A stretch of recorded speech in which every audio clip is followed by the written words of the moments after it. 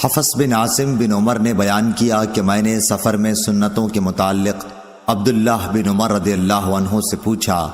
آپ نے فرمایا کہ میں نبی کریم صلی اللہ علیہ وسلم کی صحبت میں رہا ہوں، میں نے آپ صلی اللہ علیہ وسلم کو سفر میں کبھی سنتیں پڑھتے نہیں دیکھا، اور اللہ جل ذکرہ کا ارشاد ہے کہ تمہارے لیے رسول اللہ صلی اللہ علیہ وسلم کی زندگی بہترین نمونہ ہے۔ صحیح بخاری حدیث نمبر 1101۔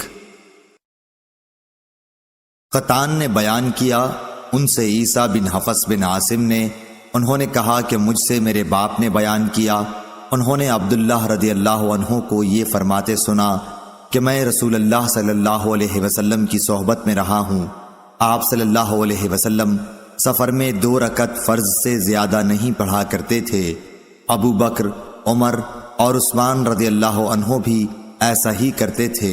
صحیح بخاری حدیث نمبر 1102۔ شعبہ نے بیان کیا، ان سے عمرو بن مرہ نے، ان سے ابن ابی لیلہ نے، انہوں نے کہا کہ ہمیں کسی نے یہ خبر نہیں دی کہ رسول اللہ صلی اللہ علیہ وسلم کو انہوں نے چاشت کی نماز پڑھتے دیکھا۔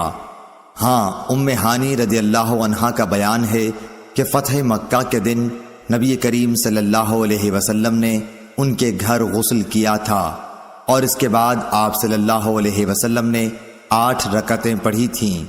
میں نے آپ صلی اللہ علیہ وسلم کو کبھی اتنی ہلکی پھلکی نماز پڑھتے نہیں دیکھا، البتہ آپ صلی اللہ علیہ وسلم رکوع اور سجدہ پوری طرح کرتے تھے۔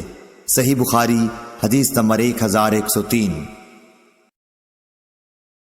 لیث بن سعد نے کہا کہ مجھ سے یونس نے بیان کیا، ان سے ابن شہاب نے، انہوں نے کہا کہ مجھ سے عبداللہ بن عامر بن ربیعہ نے بیان کیا کہ انہیں ان کے باپ نے خبر دی کہ انہوں نے خود دیکھا کہ رسول اللہ صلی اللہ علیہ وسلم رات میں سفر میں نفل نمازیں سواری پر پڑھتے تھے، وہ جدھر آپ صلی اللہ علیہ وسلم کو لے جاتی ادھر ہی صحیح۔ صحیح بخاری حدیث نمبر 1104۔ شعیب نے خبر دی، انہیں زہری نے اور انہیں سالم بن عبداللہ بن عمر نے اپنے باپ عبداللہ بن عمر رضی اللہ عنہ سے کہ رسول اللہ صلی اللہ علیہ وسلم اپنی اونٹنی کی پیٹھ پر خواہ اس کا منہ کسی طرف ہوتا نفل نماز سر کے اشاروں سے پڑھتے تھے۔ عبداللہ بن عمر رضی اللہ عنہ بھی اسی طرح کیا کرتے تھے۔ صحیح بخاری حدیث نمبر 1105۔